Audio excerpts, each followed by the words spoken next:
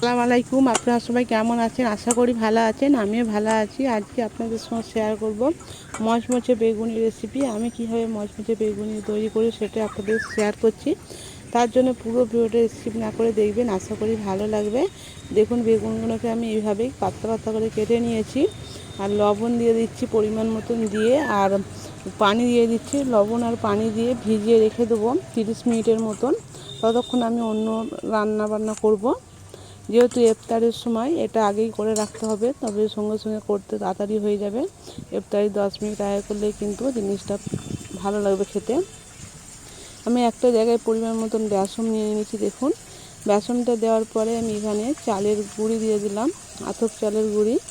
চালের গুঁড়ি দিলে কি হয়, বেসনটা বেগুনিটা অনেকক্ষণ ধরে মচমচে থাকবে আর খেতে কিন্তু বেশি ভালো লাগবে।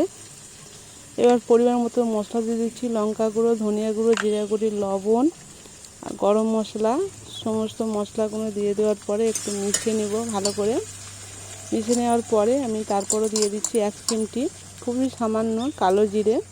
কালো জিরে দেওয়ার পরে আবারও মিশিয়ে নিচ্ছি। তারপর দিয়ে দিচ্ছি চা চামচের হাফ চামচের মতো রসুন বাটা। শুধু রসুন বাটাই দিয়েছি, আপনারা চাইলে এখানে আদা বাটাও দিতে পারেন। আমি রসুন বাটা দিয়ে ভালো করে বেসনগুলোকে মাখিয়ে নেওয়ার পরে অল্প অল্প পানি দিয়ে একটা ব্যাটার তৈরি করে নেব। ভালো করে ব্যাটারটাকে ফাটিয়ে নিতে হবে। যত সুন্দর করে ফাটাবেন তত কিন্তু বেশি ভালো হবে জিনিসটা। তার জন্য একটু সময় নিয়ে 5 মিনিট ধরে ভালো করে অনবরত নাড়িয়ে ফাটিয়ে নিতে হবে। আর এটা একটা দেখলেই বুঝতে পারবেন জিনিসটা খুব পাতলাও নয়, আবার খুব যে গাঢ় তাও নয়। একটু যে বেগুনির গায়ে হাত দিয়ে দিলে লেগে থাকবে অথচ পড়ছে, সেরকম জিনিসটা হবে। আমি আবারও ভালো করে ফাটবো, হয়নি, কিছুক্ষণ রেখে দিয়েছি ওই অবস্থায়। তারপর আমি এবার সরাসরি বেগুনি ভেজে নিচ্ছি, তার জন্য তেল দিয়ে দিচ্ছি। আমি ওটা 10 মিনিট রেস্টে রেখে দিয়েছিলাম বেসনের ব্যাটারটাকে। 10 মিনিট পরে আমি কড়াইয়ে তেল দিয়ে দিয়েছি। তেলটা ভালোভাবে গরম হয়ে যাওয়ার পরে এখানে দিয়ে দিচ্ছি, দেখুন, বেকিং পাউডার দিয়ে দিলাম। আবার কিছুক্ষণ রাখার পরে কিন্তু জিনিসটা আরও ঘন হয়ে গেছে। এরকম ঠিক ঘনত্ব হবে, জিনিসটা দেখলেই বুঝতে পারবেন। এইভাবে এক এক করে বেগুনি ওইগুলোকে নিয়ে কোট করে নেব, 2 পিঠ করে এইভাবে দিয়ে দিতে হবে।